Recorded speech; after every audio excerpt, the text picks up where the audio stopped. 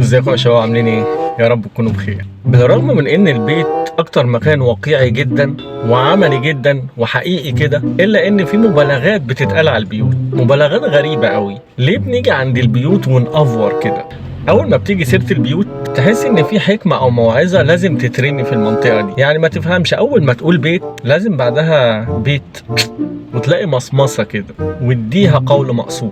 من اول ما الام بتجهز بنتها وتحضرها انها تستقل بحياتها، تلاقيها بتقول لها بصي يا بنتي، بيتك ده مملكتك. مملكتك ليه يا امي؟ ده هي كلها اوضتين وصاله وايجار جديد عادي 3 سنين بالعافيه والتلاجه لسه عليها اقساط. فين المملكه في الموضوع؟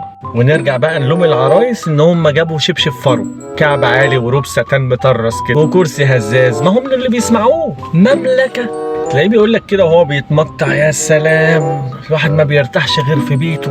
حضرتك جربت الرويال سويت اللي في الفور سيزون وما ارتحتش مثلا؟ هل التكييف كان بينقط مثلا؟ السرير كان محجر؟ معلش بس فهمني، ايه اللي ما برتاحش غير في بيتي؟ جرب روح انت بس وانت هترتاح. ليه الحاجات بتاخد حجم اكبر من حجمها في منطقه البيوت دي؟ ما نقول الحقيقه. او مثلا عند الجيران يقول لك ايه، صباح الخير يا جاري، انت في حالك وانا في حالي. طب معلش فهمني، انت ليه ندهته من الاول وقلت له صباح الخير وعشمته؟ اللي هو مثلا صباح الخير يا جاري، صباح النور يا استاذ علاء، ابتسامه عريضه كده، تقوم انت قالب وشك مره واحده كده وتقول له بقول لك ايه، انت في حالك وانا في حالي. طب ما كمل اول، سيبه وامشي. الله، ليه البعته دي؟ مثلا الام تقول للبناتها ايه كده، سايبين البيت يضرب يقلب. يضرب مين ويقلب ايه؟ محدش عارف. هيفضل ده لغز اليوم القيامه. معظم العلماء عطلوا فيها دي، فعليا مش ملمسين مع بعض. مفيش اي حاجه منطقيه، مفيش حد يقدر يربط ما بين الضرب والقلب. طب وبعدين لو البيت نص كركبه يبقى بيقلب بس لسه ما ضربش؟ في البيوت برضو يقول لك الخدم والحشم. ايه الحشم دول؟ طب الخدم وبيخدمونا، الحشم بيعملوا لنا ايه؟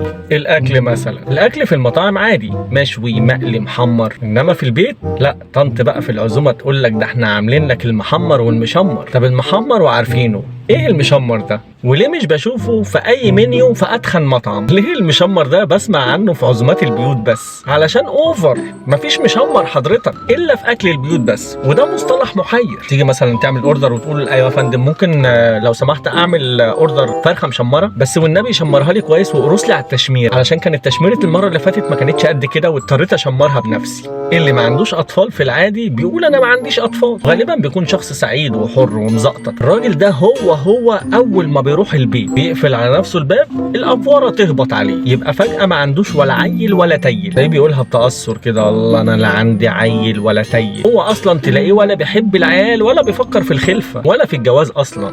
بس احب اطمن حضرتك، انت مش لوحدك، ما تخافش، مفيش حد في الدنيا عنده تيل. انت زعلان ليه؟ ما تزعلش قوي كده. حتى الاغاني بتاعتنا ما سلمتش من مبالغات البيوت. يعني عدينا بيت العز وحلم استاذ هاني شاكر بالبيت الصغير اللي للاسف اتحطم واتكسر واتغير، وعش العصفور هيقضينا، او على عش الحب وطير يا حمام، ومرحله العيشش دي كلها. بس لما توصل بقى لطعم البيوت ده يبقى عامل ازاي؟ تحس ان هو عمل ازاي؟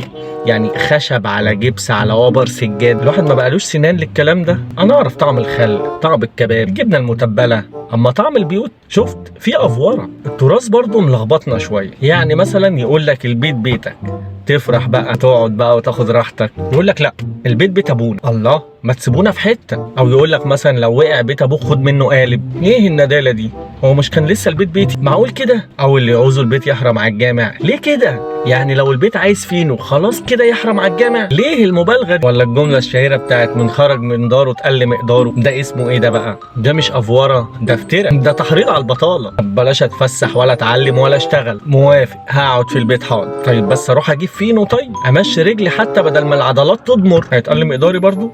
مفيش فايده. طب اي حاجه هيتقل مقداري برضو؟ ليه يا جماعه؟ طيب هو في حظر تجوال؟ في طوارئ في البلد؟ ايه الفكره؟ نفهم بس. بص، انت طالما مش هتركب مترو ولا هتروح مصلحه حكوميه ولا هتركب ميكروباص يبقى مش هيتقل مقدارك. انزل من دارك عادي جدا.